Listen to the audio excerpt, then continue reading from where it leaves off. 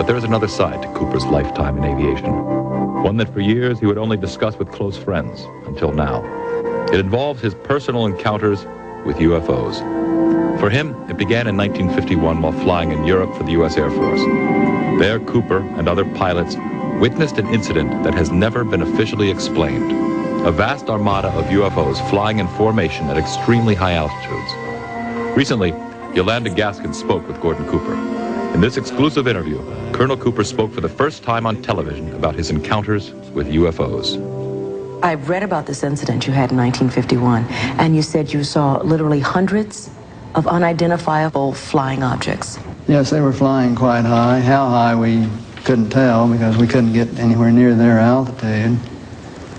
But they were either very large craft way up or smaller craft still well above what we could get to. For a day and a half, all of this happened, but then no one wanted to talk about it.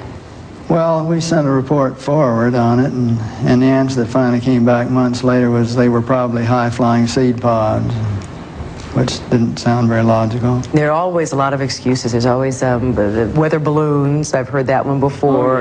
In 1951, you couldn't even get close to the things that were flying overhead.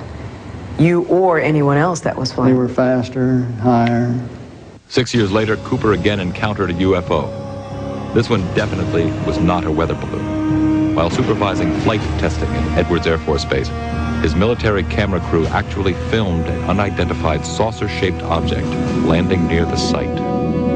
As they were sitting there filming, a little saucer came from, I say little saucer, it was a saucer, came flying over their heads, put down 3 little landing gear and landed right out on the dry lake bed. And they picked up their cameras and started over toward it, filming as they went. And when they got in fairly close to it, it lifted up, put the gear back in the wheel wells, tipped up, and took off at a great rate of speed. And so they came into my office and told me what had happened, and I sent them over to develop the film. And then had to go through all the proper regulations of reporting this, and we wound up having to send the film forward to Washington in the base jet airplane, and I don't know whether anyone's ever seen it since. Now, the vehicle that you just described, how similar was it to the very first sighting that you had back in 1951? Quite similar. It was basically the same planform vehicle. They were a double saucer, lenticular. But if you're going to be going in and out of atmospheres like Earth or other places might have, you certainly need a little more aerodynamic type of vehicle. And the saucer has the capability of going through the air at tremendous rates of speed and handling the bow and trailing wave without making shock waves. So it can be very silent while traveling at big rates of speed through the atmosphere.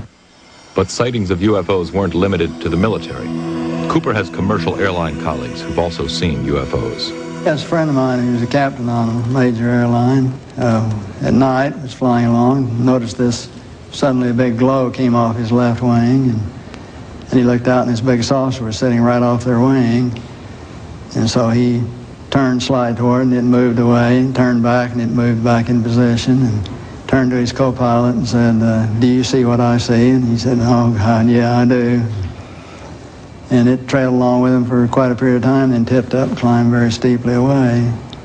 Was on Jim McDivitt's Gemini 7 mission, where they saw this glint of something metallic off in the distance, and he reported, and nobody had it listed on the ground, so he tried getting a picture of it, but the sun, unfortunately, was glinting off of it so bright. All you got is just a glint.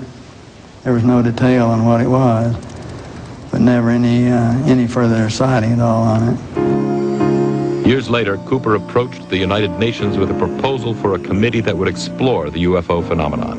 All right, now tell me about the letter to the UN. Well, the letter to the UN was in conjunction with a meeting that I had with Kurt Waldheim and the Security Council of the UN to try to encourage the UN to establish a committee to start comparing notes and data and information, and to really look into all of this from an unbiased, neutral point of view. Here's a quote from your letter. I believe that these extraterrestrial vehicles and their crews are visiting this planet from other planets and are obviously a little more advanced than we are here on Earth. And are you saying that's exactly why governments have been trying to keep this information private, because of that obvious advancement? Very possibly, right.